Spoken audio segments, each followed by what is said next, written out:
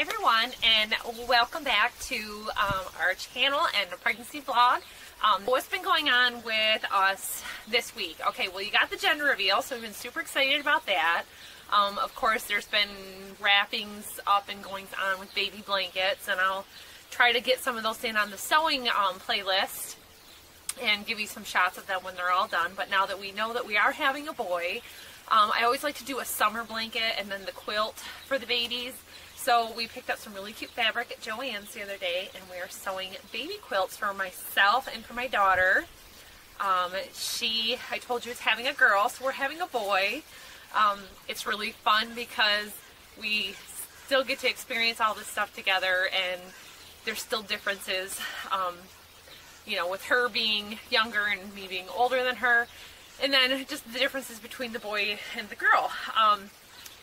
And then, of course, all your symptoms.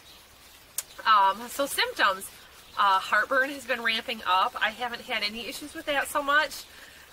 Lately, I am making sure I don't leave the house without my bottle of Tums, and I'm not trying to eat dinner so late so that it's not aggravated and bother me when I'm laying down. We tend to eat dinner, do our cleanup, bed routine, and then watch TV in bed for an hour before we go to sleep, and I'm having to not do that. I'm having to watch TV sitting up so that that's not giving me the acid reflux and the heartburn that I had in the past. Bethany had a full head of hair, and I had the worst heartburn ever. So I think that lifestyle is true about that, because her and my Murdoch had so much hair, and I really had bad heartburn with both of them. We have started looking into car seat shopping. The last baby is 4 years old, so the car seat is still good, but then I think, you know, with the modern colors and style changes, maybe I'd like to do something a little bit different. The laws for Michigan have changed, and now they want your baby rear-facing for 2 years, and when she was born it was still a year. So, like, the new Graco car seat has an extender. I have very long babies that get tall fast. I'm 5'11", and my husband is 6 feet. My dad is like 6'4", maybe 6'5", and tallness just runs. We don't have little small babies. Bethy, being 6 pounds, was small for us, and she all of a sudden has legs at 3 that she didn't have when she was younger, and she's sprouting out of clothes. So the car seat's always an issue with them. Even with the bigger vehicle, they tend to not have enough leg room. So if you have suggestions on that, let me know. Cravings. There is a pizza shop that is at least a half an hour away, and it's just a small mom and pop pizza shop. It's not a chain. They have the best pizza. It's not overly salty, so you're not dying of thirst the next day. Like an extra large pizza is about $16. There's another pizza shop about 45 minutes the other way from where we moved from, and it would make you so thirsty that you were drinking water all night long. That was all we were ever used to having, and I still get the cravings for that every now and then. But this new place, I don't even know the name of it. I think they just call it the Portland Party Store and Pizzeria. It's really good. Going to the bathroom at night has been really hard for me.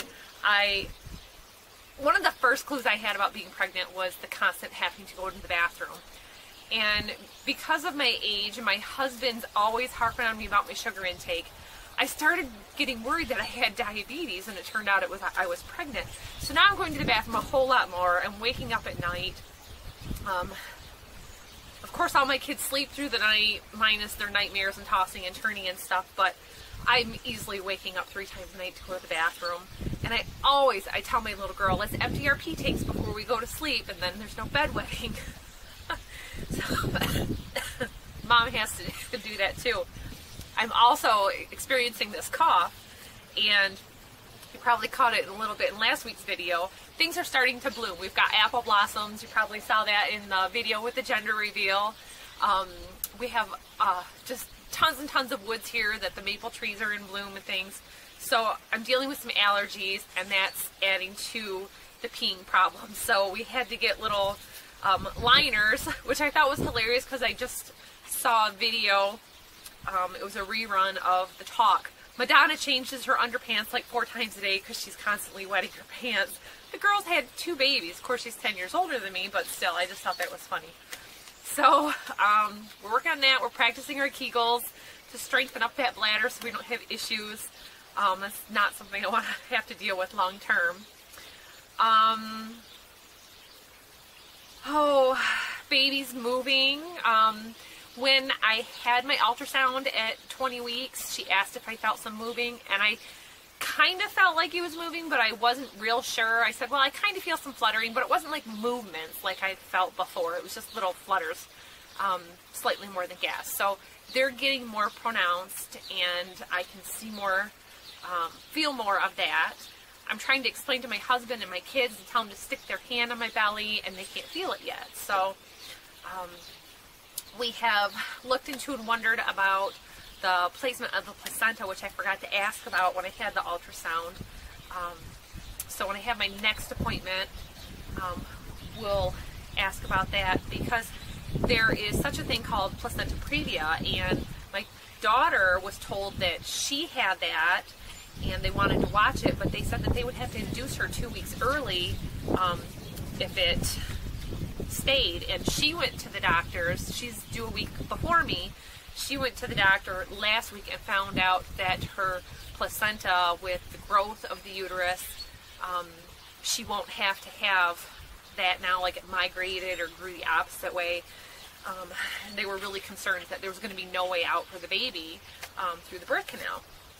So for her, it's her 3rd baby, and she's going to be 24. So with having other children working full-time, that was going to be hard for her to have to deal with. So she's super blessed and fortunate that it corrected itself, which is not always the case for everybody. Boy, the kids are excited. We've been going through some baby clothes, and we're trying to find a dresser for baby or find a closet system that'll work. I really would like to get closet systems and eliminate the dressers because of the space in the room. Our kids share the master bedroom, and eventually they'll be going to the upstairs, like I mentioned before. With slanted ceilings in an upstairs, it's hard to get tall dressers, which would work for downstairs but not upstairs. I really want to do built-in dressers when they go to the upstairs. So I'm thinking closet systems, because then anybody can use them, whoever's in the room, and pull-out baskets are so easy to replace and find too. So if you have any ideas on that, a good closet system, let me know, because you can spend so many hours and days at these home stores trying to figure out something that isn't a super big fortune, a big time investment, because obviously it's not just my time. I do a lot of the work in the construction and projects around here, but you know, I like to have his help and feedback and input, and at this point I want him to help as much as he can with his schedule. The last thing is I stumbled across a app for my smartphone, which we're still semi-new to the smartphone. I think I've had mine for a year and a half. And I don't do a lot on it. I make calls, I text, I use it for getting on the internet.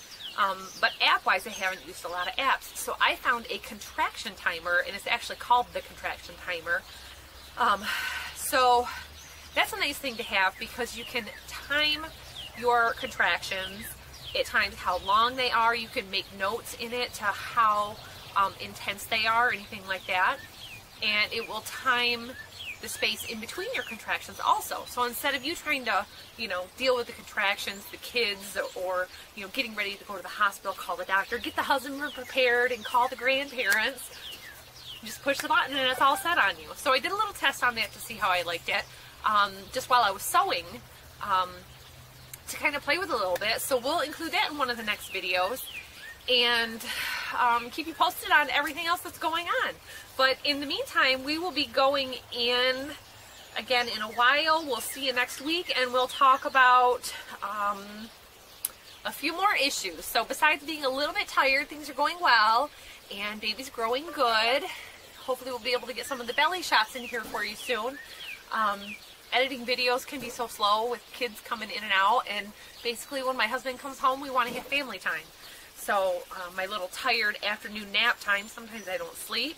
Most of the time I don't sleep, and editing videos is a good thing to do then. So anyways, we'll see you next week, everybody, and thanks for watching. Bye.